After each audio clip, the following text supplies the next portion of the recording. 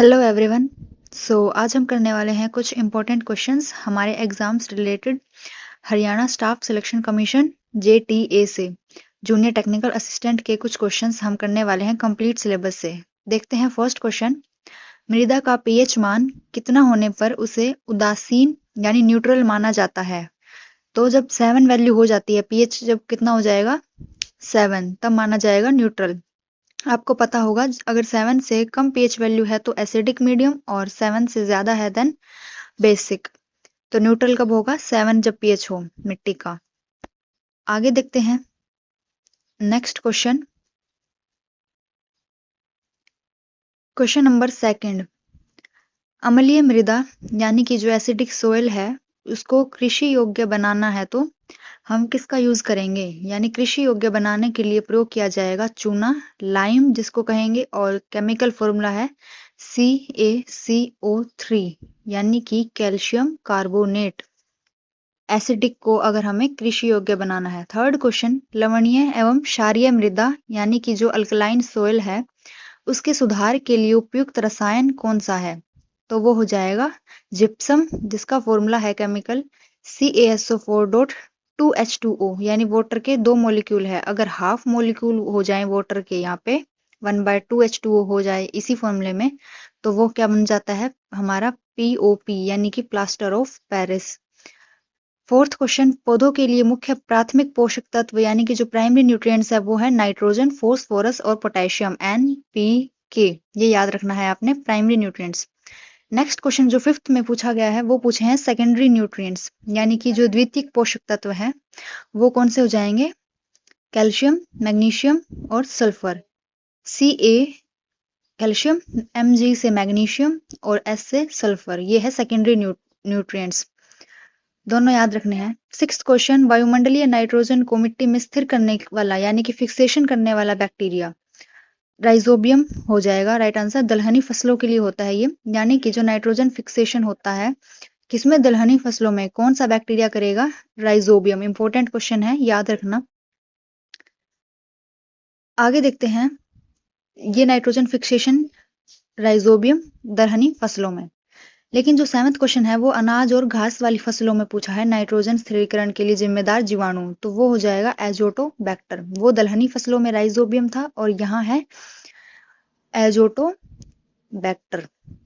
ये भी दोनों बातें आपने याद रखनी है, दोनों बैक्टीरिया। एट्थ क्वेश्चन है धान के खेतों में नाइट्रोजन की आपूर्ति के लिए बायो फर्टिलाइजर का उपयोग होता है। किस बायो फर्टिलाइजर का? जैव उर्वरक का यूज होगा। ब्लू ग्रीन एल्गी, नील हरित शैवाल जिसको कहेंगे, और एजोला।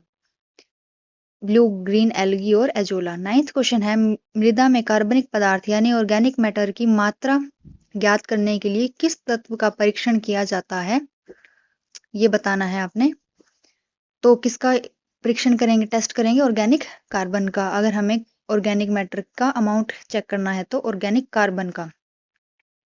नेक्स्ट क्वेश्चन देखते हैं, question number 10th। Vermi compost खाद तैयार करने में मुख्य भूमिका किसकी होती है? ये बताना है। खाद तैयार करने में किसकी भूमिका होगी वर्मी कंपोस्ट वाले में? केंचुए की यानी अर्थवॉर्म्स की। नेक्स्ट क्वेश्चन है क्वेश्चन नंबर 11। पौधों में क्लोरोफिल जिसको कहते हैं क्लोरोफिल यानी हरित लवक, और इसी पिगमेंट की वजह से क्या होता है? क्लोरोफिल की वजह से लीव्स का कलर होता है ग्रीन, पौधों में हरे रंग की पत्तियां क्लोरोफिल की वजह से, पता होगा आप सभी को। और इसके निर्माण के लिए कौन सा धात्विक तत्व जरूरी है वो बताना है। यानी कि हरित लवक के निर्माण के लिए अनिवार्य क्या है? Magnesium Mg। क्लोरोफिल के लिए मैग्नीशियम। मिट्टी की परतों के ऊर्ध्वाधर काट यानी वर्टिकल सेक्शन को क्या कहेंगे? सोयल प्रोफाइल कहेंगे। ये वर्टिकल सेक्शन है सोयल प्रोफाइल वाला। 13th क्वेश्चन है कि माइक्रोन्यूट्रिएंट्स की कुल संख्या कितनी है पौधे के लिए जरूरी जितने होते हैं? तो माइक्रोन्यूट्रिएंट्स कितने होते हैं? 8 होते हैं। पीछे हमने देखे थे प्राइमरी और सेकेंडरी। लोहा हो गया, जस्ता, मैंगनीज, तांबा, बोरोन, मोलिब्डेनम, क्लोरीन, निकेल। तो ये आठों के आठों क्या है? माइक्रोन्यूट्रिएंट्स है। 14th question. मृदा कणों के आधार पर सबसे महीन छोटे कण वाली मिट्टी होती है हमारी क्ले सोइल, जिसके जो कण है वो काफी बारीक रहते हैं, महीन। पौधों को पानी और पोषक तत्व अवशोषित करने के लिए उपयुक्त मिट्टी कौन सी हो जाएगी? दोमट मृदा, दोमट मिट्टी, हमारी जो लोमी सोइल है वो। नेक्स्ट क्वेश्चन है क्वेश्चन नंबर 16। यूरिया उर्वरक में नाइट्रोजन की मात्रा कितने प्रतिशत होती है? 46%। किसमें? यूरिया में। कितना? 46%। आगे देखो जो अगला क्वेश्चन क्या है, 17 नंबर क्वेश्चन। मिट्टी की लवणता यानी कि सोयल सैलिनिटी को मापने के लिए किस यंत्र का उपयोग किया जाता है? तो किसका? ईसी मीटर का हम यूज करते हैं, जिसको कहेंगे हम इलेक्ट्रिकल कंडक्टिविटी। सोयल सैलिनिटी को मेजर करने के लिए यूज करते हैं electrical conductivity meter, EC meter. 18th question. पौधों में पुरानी और निचली पत्तियों का पीला पड़ना किसकी कमी है? यानी नाइट्रोजन की कमी हो गई तो पत्तियां कैसी हो जाएंगी? पीली पड़ने लग जाती है। ये नाइट्रोजन की कमी की वजह से। आगे देखते हैं, पौधों में अंकुर सिरा या ऊपरी कलियों का सूखना किस तत्व की कमी से होता है? तो ये कैल्शियम की या फिर बोरोन की कमी से क्या हो जाएगा? पौधे की जो ऊपर वाली कलियां हैं आगे, वो सूखने लग जाती है। फर्दर जो ब्रांचेस है, कलियां हैं, वो सूखने लग जाती है। किसकी वजह से? कैल्शियम और बोरोन की कमी हो जाती है। और पत्ती पीली हो जाती है नाइट्रोजन की कमी से। आगे देखते हैं नेक्स्ट क्वेश्चन। ये याद रखना, कैल्शियम और बोरोन दोनों। 20 क्वेश्चन देखो, 20 नंबर क्वेश्चन। काली मिट्टी, ब्लैक सोयल का काला रंग किस यौगिक या कंपाउंड की उपस्थिति की वजह से होगा? तो वो होता है tetani ferrous magnetite. Tetani ferrous magnetite याद रखना, इंपॉर्टेंट है। आगे देखते हैं नेक्स्ट क्वेश्चन 21। धान या चावल में होने वाला प्रसिद्ध खैरा रोग किसकी कमी से होगा? जिंक की कमी से, यानी जस्ता की कमी से। इंपॉर्टेंट है क्वेश्चन, काफी पीवाईक्यू रिपीटेड है ये क्वेश्चन। तो हर जो मल्टीपल जो एग्रीकल्चर रिलेटेड एग्जाम्स है उनमें पूछा भी जा चुका है। नेक्स्ट क्वेश्चन है 22 नंबर क्वेश्चन। गेहूं की फसल के लिए सबसे उपयुक्त और क्रांतिक सिंचाई अवस्था यानी कि जो क्रिटिकल इरिगेशन स्टेज है, CRI, वो है CRI है। और क्या है? Crown root initiation. किसमें? व्हीट में। फुल फॉर्म क्या है? Crown root initiation. और जो 21 दिन पर ये की जाती है, ये इरिगेशन स्टेज किसमें? व्हीट में। आगे देखते हैं नेक्स्ट क्वेश्चन कौन सा है, 23 नंबर क्वेश्चन।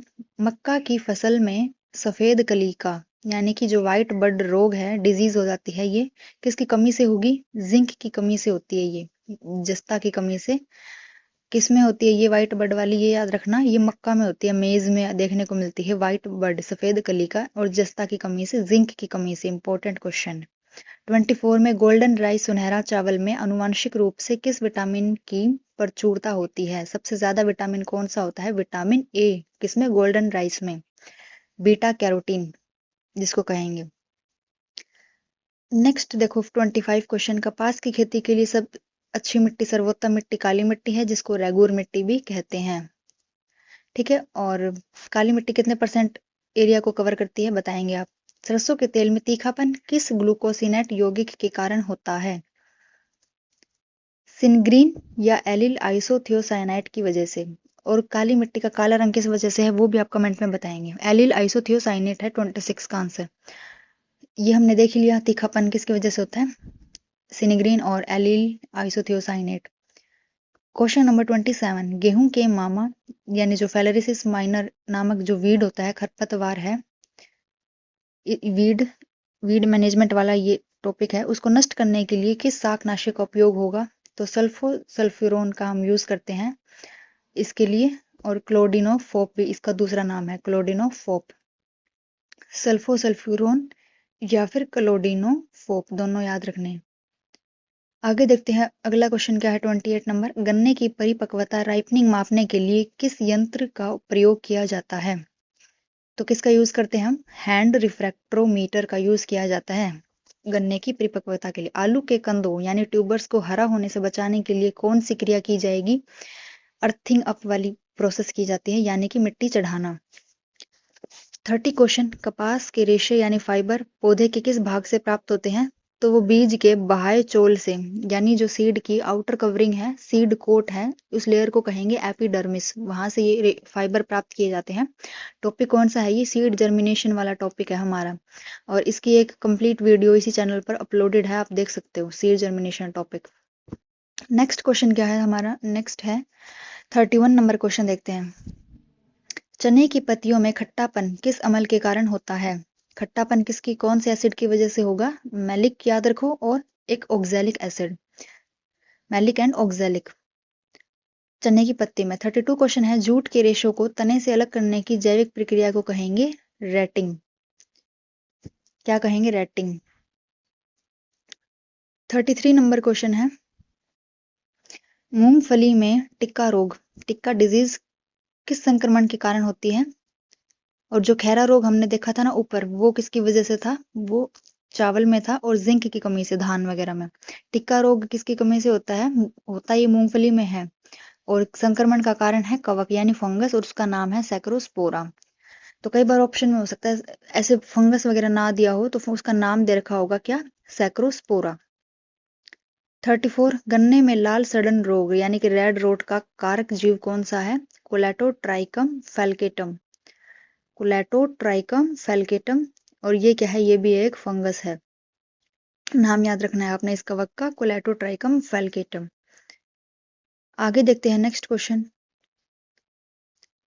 क्वेश्चन नंबर 35, दलहनी फसलों की जड़ों में गांठें बनाने के लिए कौन सा तत्व सहायक है? तो वो है MO यानी कि मोलिबेडनम। 36 नंबर क्वेश्चन देखो क्या है।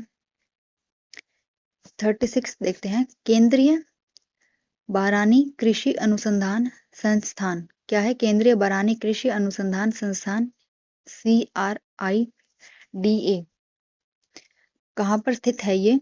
ये जितने भी इंस्टीट्यूशनल ये रिसर्च सेंटर है ये सारे आपने याद करने हैं, और ये है हैदराबाद में। 36 का right answer Hyderabad. 37 number question है, भारत में हरित क्रांति का जनक किसे कहेंगे? आसान क्वेश्चन है ये, MS स्वामीनाथन को कहा जाता है। और हरित क्रांति कब होती है भारत में? 1967 से लेकर, यानी 66 से 67 जो इसकी फर्स्ट स्टेज थी वो। आगे देखते हैं अगला क्वेश्चन। क्वेश्चन नंबर 38, अंतरराष्ट्रीय चावल अनुसंधान संस्थान IRRI का मुख्यालय हेडक्वार्टर कहाँ देखने को मिलता है? ये फिलीपींस में है। और फिलीपींस में कहाँ? लॉस बानोस में। Los Banos Philippines. और राइस की जो वैरायटी थी IR8, वो कहाँ से अडॉप्ट की गई थी? IR8 वो भी फिलीपींस से ही, यानी मनीला फिलीपींस से इसको अडॉप्ट किया गया था। नेक्स्ट क्वेश्चन देखते हैं। 39 नंबर क्वेश्चन, फसलों में सिंचाई की सबसे अधिक जल बचत करने वाली विधि यानी कि जल की बचत करने वाली कौन सी प्रोसेस है, कौन सा मेथड है इरिगेशन का? तो वो ड्रिप इरिगेशन का मेथड है, यानी टपक सिंचाई प्रणाली है, ड्रिप इरिगेशन, ड्रॉप वाइज इसमें। 39 में 38 हमने देख लिया, ये IRRI का मुख्यालय फिलीपींस में है। और 39 में हमने देखा ड्रिप इरिगेशन जो जल बचत करने वाली विधि है। 40 क्वेश्चन देखते हैं, गन्ने के फूल आने की प्रक्रिया की तकनीकी रूप से क्या कहेंगे? उसको हम एरोइंग कहते हैं उसको, यानी जब गन्ने में फूल आने लगता है। ये जैसे गन्ने में क्या होते हैं? नोड्स और इंटर नोड्स भी होते हैं स्टेम में, और ये एरोइंग प्रोसेस है। क्या नाम है? एरोइंग। पूछा जा सकता है, इंपॉर्टेंट क्वेश्चन है। 41 नंबर क्वेश्चन, सब्जियों के व्यावसायिक और वैज्ञानिक अध्ययन को क्या कहेंगे? That is olericulture. जितने भी स्टडी वाले क्वेश्चन है काफी इंपॉर्टेंट है ये। 42 नंबर क्वेश्चन में और 43 नंबर क्वेश्चन में तीनों स्टडी से रिलेटेड है। जैसे कि एक में तो पूछा है फलों के उत्पादन, विकास और अध्ययन, जो 42 में दे रखा है उत्पादन, विकास और अध्ययन किसका? फ्रूट्स का, तो वो पोमोलॉजी है।